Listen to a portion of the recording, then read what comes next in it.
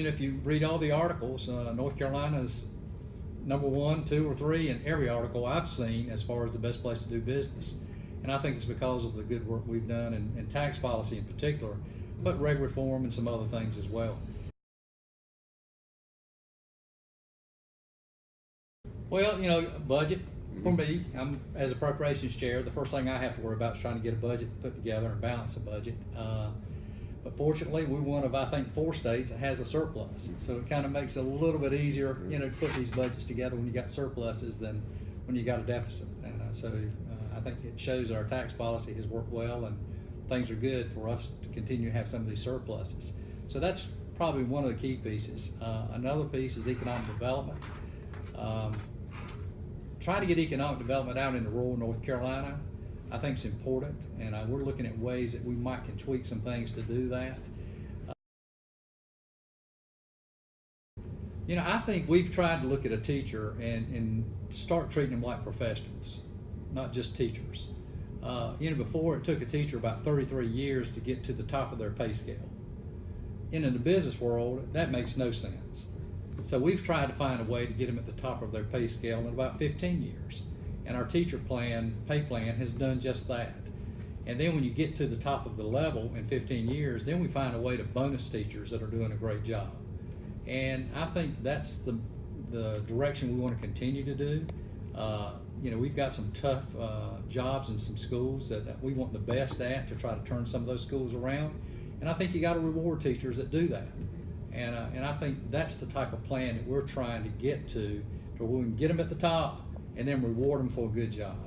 And I think that'll be a winning plan long term for our students, and I think that's the main thing. That'll sure help fill the skills gap, right? Exactly right. And then for me, you know, career tech education has been important, and I still think we've got to continue to push some of those programs because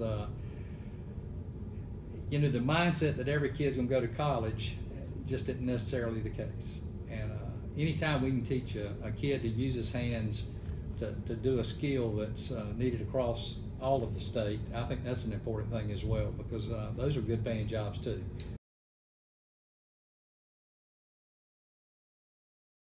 Well, you know, all counties are responsible for several things: school construction, teacher supplements, their jails, their courthouses. So it doesn't matter what size that county is, they've got to take care of those particular issues. And a lot of them just don't have a way to do that. So you've got to find a way to generate some activity economically in those regions. I think it begins with broadband and sewer in particular.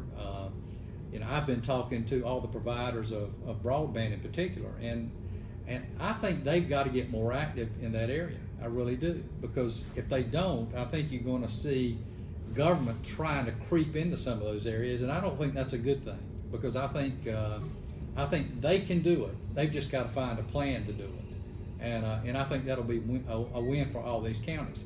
On the sewer side, as you know, and it's particularly in eastern North Carolina, a lot of that land doesn't perk, so you got to have sewer. So we've got to find a way to, I think, put some of these sewer systems together, make them a regional approach maybe. And on the economic development side, it's the only way you're going to get anybody to move to some of those regions. They've got to have those type resources, or it doesn't make sense for them. I mean, they got to have water and sewer, and they got to have broadband, or they're not going to move there. And I think we can do a better job at it.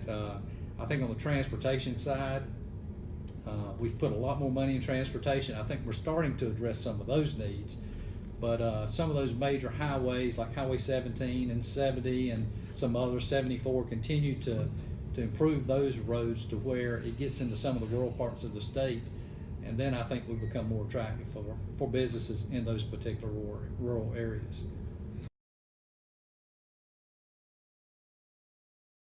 I appreciate the good work you guys do. I really do, and you know, I think you highlight the good things that are going on in North Carolina, and I think that's important, because sometimes I don't think any of us toot the horn as much as maybe we should, but people need to understand that good things are happening in North Carolina. We have a lot to be proud of, for sure. We really do. Well, thank you, Senator, very much. Appreciate your time. Sure.